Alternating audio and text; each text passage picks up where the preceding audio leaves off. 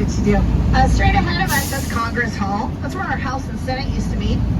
And you can see the crest of the Commonwealth of Pennsylvania is right above the doorway. And if you go to Harrisburg, all of our legislators will be wearing that crest as a lapel pin on their jackets. Independence Hall was originally built as our state's house until we moved it to Harrisburg. Right on your left-hand side, that's where you're going to see the bell. You can look at it from behind, or you can get in the line right here. Philadelphia and Pittsburgh, so it is easy for all of our legislatures to get there, rather than having them all come from Pittsburgh to here. If you go look to your right, you're going to see the Supreme Court building. There is a gift shop in there, and you can also get your national park passports stamped there and at the visitor center.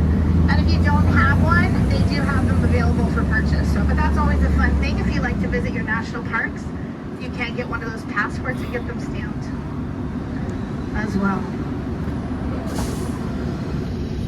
And we're pulling up to the Bourse. Bourse is French for exchange. This building was built in 1893 by George Dortal, who is a grain and commodities exporter. And it was modeled after an exchange in Hamburg, Germany.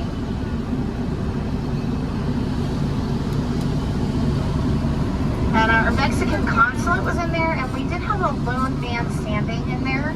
I don't know, I think it was a doctor's office. I don't know if they're still in there or not. And Sophia Beck promised people 10% return on their money. If they referred people, she got another 10%. They ran the scheme for about 5 years. And you know, if you're coming in here to a legitimate exchange, you're not thinking twice about whether it's a legitimate business or not. So we have more resources to conduct due diligence, but we still have people getting in trouble for fraud. So, you know, that's what was going on in the 1900s in that building there, as well as legitimate businesses. So, but they actually had people in the back room getting the real ticker prices and then altering them for the front office ticker, whether they were bullish or bearish, and how, you know, how they were going to make money. So they were able to run it for 5 years. So it's a little trickier now to do something like that, but back then, you know, you just get a building and a lot of colonial and revolutionary time period documents, as well as different exhibits. And some of those exhibits, in one of those exhibits, is information on Levi Strauss, who created blue jeans. And it is free to go in there. They do have reading rooms on the front building just overlook Independence Park. On your right-hand side, you're going to see Mikveh Israel. That is the first Jewish congregation in America. That was founded in 1740. And next you have Christ Church. This is where 5 signers of the Declaration of Independence are buried, including Ben Franklin and his common law wife, Deborah. You also have Benjamin Rush, George Ross, Joseph Hughes, and Francis Hopkinson. Right, you're going to see the Mint here. It is Friday, so they should be giving tours of that as well. And I believe it is free to go in there on a tour. It's a pretty fun tour. You get to see all the big rooms. You get to look down onto all the big rooms where they're making money. And if you look straight ahead, you're going to see the sign for Ben Franklin Bridge. This is where you get on the bridge if you're walking, riding your bike, or taking a car. This little sidewalk right in front of us, that is a walking path for this side of the bridge. There's one for the other side of the bridge. To your left, there is a modern kite and key statue where the flags are. And as we turn the corner, if you look to your left, you're going to see Franklin Square. That was one of the original squares in the city planning, in the original design of the city. It would have been the northeast corner. If you look there, they're having their Chinese Lantern Festival now. So if you're looking for something to do later this evening, that's another thing you can do. And we're turning onto Race Street. It was originally named Sassafras. Streets going east to west in Philadelphia typically have names, and they're typically street names. So we have Chestnut, Walnut, Spruce, Pine. And then going north and south, you'll find most of your numbered streets. A couple of them do have names, but all your numbered streets are north and south. And this one was called Sassafras, and The reason they changed it to race is as an homage to all the illegal horse racing that used to go on this street.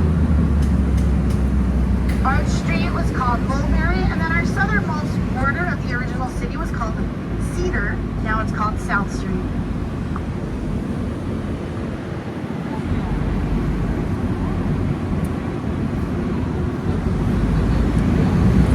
And if you look to your right at the corner here on the awning, you're going to see it says Sassafras Street.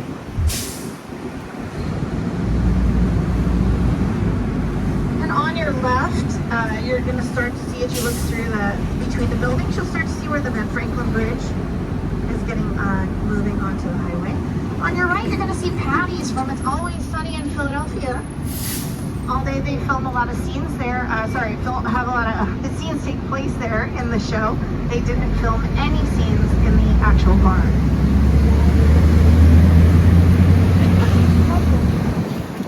I got you. Mine fell off yesterday too. All right. So if the top level there, sometimes you can see people walking or riding their bike. And then on the bottom level in the middle, those are going to be where the cars are. And on the sides, sometimes you can see a train go by, right? Those are the cars, but sometimes we're going to see a train go by.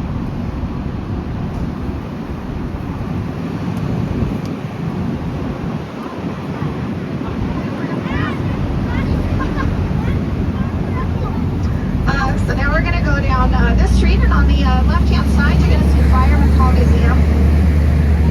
And that is where they have fire insurance marks. They also have a lot of fire equipment downstairs. It's a really cool museum. It's kind of one of those buildings that I kind of call a Narnia's closet. You think it's small, but it has a lot of really cool information in there. They also have a 9/11 memorial as well. And next up, we're going to see Elfrist Alley. This is the oldest continuous residential street in America.